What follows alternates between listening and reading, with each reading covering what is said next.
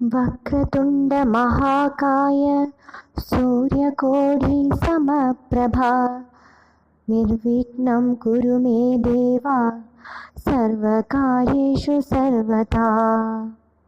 गुरुर्ब्रह्मा गुरुर्विष्णु गुरुर्देवो महेश्वरः गुरुः साक्षात् परब्रह्म तस्मै श्री गुरवे नमः। ഓം ശ്രീ ഗുരുഭ്യോ നമ. SMACT KP അസ്ട്രോ സെൻറ്റർ നിങ്ങളേവരെയും സ്വാഗതം ചെയ്യുന്നു. നിങ്ങൾക്കും നിങ്ങളുടെ കുടുംബാംഗങ്ങൾക്കും സർവ്വ ഐശ്വര്യങ്ങളും ഉണ്ടാവട്ടെ എന്ന് പ്രാർത്ഥിക്കുന്നു. ഇന്നത്തെ നമ്മുടെ വിഷയം വിഷുബലത്തെക്കുറിച്ചാണ്. അതിനു മുമ്പ് ഈ ചാനൽ ആദ്യമായി കാണുന്നവരാണെങ്കിൽ ചാനൽ ഒന്ന് മറക്കാതെ സബ്സ്ക്രൈബ് ചെയ്യുക. പിന്നെ ജ്യോതിഷപരമായിട്ടുള്ള എല്ലാ ആവശ്യങ്ങൾക്കും ജ്യോതിഷ പഠനത്തിനും പിന്നെ ജ്യോതിഷ കൺസൾട്ടേഷനും ഒക്കെ SMACT KP അസ്ട്രോ സെൻറ്ററുമായിട്ട് ബന്ധപ്പെടാവുന്നതാണ്. ഇനി നമുക്ക് വിഷയത്തിലേക്ക് കടക്കാം. കൊല്ലവർഷം 1200 ആണ്ട് മീനമാസം 30-ാം തീയതി, അതായത് ഞായറാഴ്ച രാത്രി 3:21 ചോതി നക്ഷത്ര ആദ്യ പാദത്തിൽ തുലാക്കൂറിൽ മേടരവി സംക്രമം നടക്കുന്നു. മേടരവിയുടെ സംക്രമത്തെ വിഷു ആയിട്ടാണ് ആചരിക്കുന്നത്. അതുമാത്രമല്ല, മേടരവിയുടെ സംക്രമത്തിന് ജ്യോതിഷത്തിൽ വളരെയധികം പ്രാധാന്യം കൊടുക്കുന്നുണ്ട്. അതിൻ്റെ പ്രധാന കാരണം സൂര്യൻ മേടൻ രാശിയിൽ അതിബലവാനാണ്. അതായത് മേടം 1-ാം തീയതി മുതൽ മേടം 10-ാം തീയതി വരെ സൂര്യൻ ഉച്ചത്തിലാണ് നിൽക്കുക. മേടം 1-ാം തീയതി മുതൽ മീനം 30-ാം തീയതി വരെയുള്ള ഒരു വർഷത്തേക്കുള്ള ബലങ്ങളാണ് വിഷുബലം എന്ന് പറയുന്നത്. സൂര്യൻ മേടൻ രാശിയിലേക്ക് സംക്രമിക്കുമ്പോൾ വ്യാഴം ഇടവരാശിയിലും കുജൻ കർക്കടക രാശിയിലും കേതു കന്നിരാശിയിലും ചന്ദ്രൻ തുലാൻ രാശിയിലും ശനി രാഹു ശുക്രൻ ബുധൻ എന്നീ ഗ്രഹങ്ങൾ മീനൻ രാശിയിലുമാണ് ഗ്രഹനില. വർഷഗ്രഹങ്ങളായ വ്യാഴം മേടമാസം 31-ാം തീയതി ഇടവരാശിയിൽ നിന്ന് മിഥുനരാശിയിലേക്കും ഇടവമാസം 4-ാം തീയതി രാഹു മീനരാശിയിൽ നിന്ന് കുംഭരാശിയിലേക്കും കേതു കന്നിരാശിയിൽ നിന്ന് ചിങ്ങരാശിയിലേക്കും സംക്രമിക്കും. മറ്റുള്ള മാസഗ്രഹങ്ങളുടെ ബലങ്ങൾ മാസബലത്തിൽ കൊടുക്കുന്നുണ്ട്. ഈ ഗ്രഹങ്ങളുടെ സംക്രമ ബലത്തിൻ്റെ അടിസ്ഥാനത്തിലുള്ള സമ്പൂർണ്ണ നക്ഷത്ര ബലങ്ങളാണ്. അതായത് മേടം മുതൽ മീനം വരെയുള്ള ഓരോ മാസത്തിലുമുള്ള ബലങ്ങൾ വിശദീകരിച്ച് പറയാം. വിഷു സംക്രമബലമായി അശ്വതി നക്ഷത്രത്തിൽ ജനിച്ചിട്ടുള്ളവർക്ക് മേടമാസത്തിൽ സത്യസന്ധമായ പ്രവർത്തനങ്ങൾ വിമർശനങ്ങളെയൊക്കെ അതിജീവിക്കുന്നതിനുള്ള വഴിയൊരുക്കും. സ്വന്തം നിലപാടിൽ നിന്ന് വ്യതിചലിക്കാതെ ഏകാഗ്രതയോടും സമഗ്ര വീക്ഷണത്തോടും കൂടിയ പ്രവർത്തനങ്ങളിലൊക്കെ ലക്ഷ്യപ്രാപ്തി നേടിയെടുക്കും. ഇൻ്റർവ്യൂ, പരീക്ഷ, സന്ധി സംഭാഷണം തുടങ്ങിയവയിൽ തൃപ്തികരമാവുന്ന വിധത്തിൽ അവതരിപ്പിച്ച് പ്രശസ്ത വിജയമൊക്കെ നേടിയെടുക്കും. ആത്മവിശ്വാസവും ഉത്സാഹവും ഉന്മേഷവും കാര്യനിർവഹണ ശക്തി തുടങ്ങിയവയൊക്കെ പ്രവർത്തനക്ഷമതയ്ക്ക് വഴിയൊരുക്കും.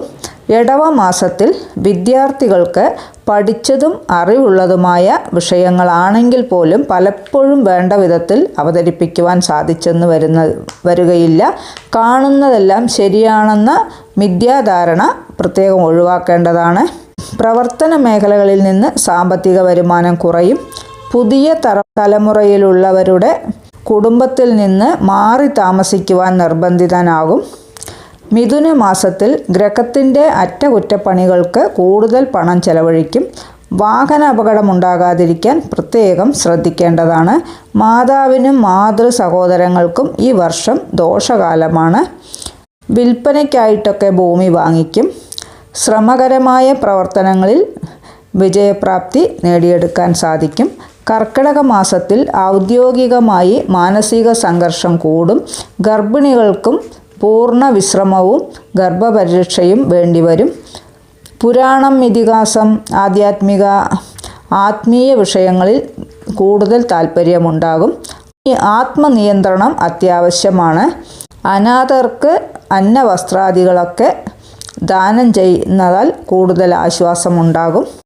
ചിങ്ങമാസത്തിൽ ദമ്പതികൾ ഒരുമിച്ച് താമസിക്കാൻ ഒരാൾ ഉദ്യോഗമൊക്കെ ഉപേക്ഷിക്കേണ്ടതായിട്ട് വരും. കാർഷിക മേഖലയിൽ നിന്നൊക്കെ ആദായം വർദ്ധിക്കും. ഉദ്ദേശിച്ച വിഷയത്തിൽ ഉപരിപഠനത്തിന് ചേരാൻ കഴിയും. വ്യാപാര വ്യവസായങ്ങളിൽ നിന്നൊക്കെ സാമ്പത്തിക നേട്ടമുണ്ടാകും. സന്താനങ്ങളോടൊപ്പം ഉത്സവങ്ങളിലൊക്കെ പങ്കെടുക്കും. ഏറ്റെടുത്ത ദൗത്യം വിജയപ്രാപ്തിയിലെത്തിക്കാൻ സഹായിക്കും. കന്നിമാസത്തിൽ നിരപരാധിത്യം തെളിയിക്കാൻ സാധിക്കുന്നതിനാൽ ഉദ്യോഗത്തിൽ പുനർനിയമനമൊക്കെ ഉണ്ടാകും.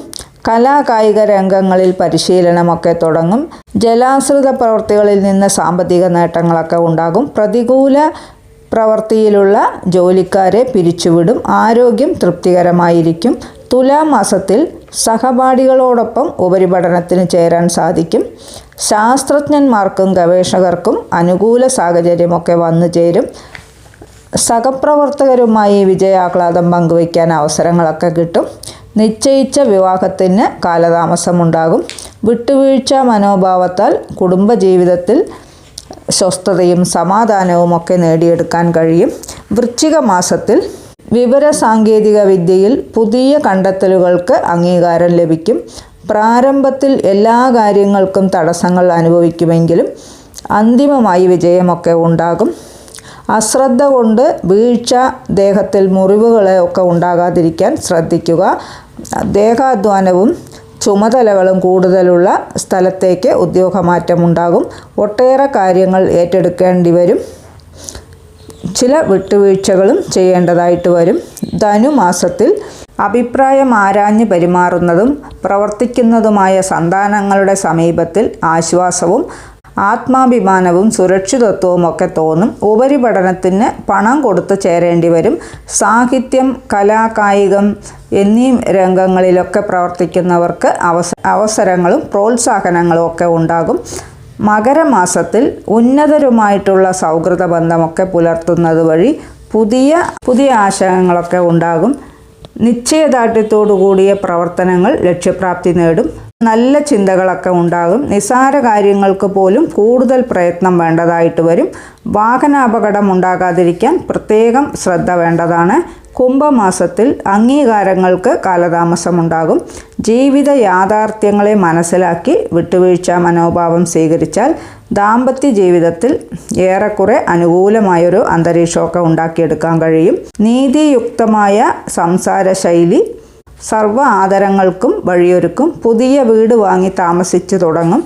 വർഷങ്ങൾക്ക് ശേഷം ജന്മനാട്ടിലെ ആരാധനാലയങ്ങളിലും ഉത്സവങ്ങളിലും ഒക്കെ പങ്കെടുക്കാൻ കഴിയും.